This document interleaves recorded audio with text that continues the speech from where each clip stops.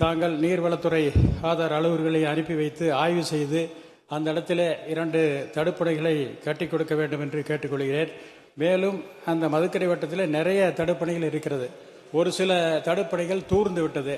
அதனால் இந்த ஆண்டு மழைக்காலம் வருவதற்குள் அந்த தடுப்பணைகளை தூர்வாரி கொடுக்க வேண்டும் என்று அமைச்சர் அவர்களை கேட்டுக்கொள்கிறேன். தூர்வாரணும், தடுப்பணை வேணும், அவ்வளவுதான்.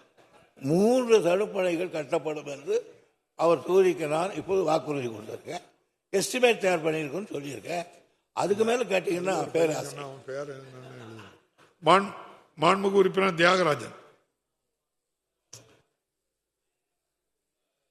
பேரவைத் தலைவர் அவர்களே, நமது நாமக்கல் மாவட்டம் கொல்லிமலையில் இருந்து மழைக்காலங்களில் வீணாகும் தண்ணீரை வாய்க்கால் அமைத்து நமது முசிறி சட்டப்பேரவை தொகுதிக்கு உட்பட்ட தாத்தையங்கார்பேட்டை ஒன்றியத்தில் உள்ள மகாதேவி ஏரிக்கு கொடுத்தால் மிக விவசாயிகள் 50,000 பேர் பயனடைவார்கள்.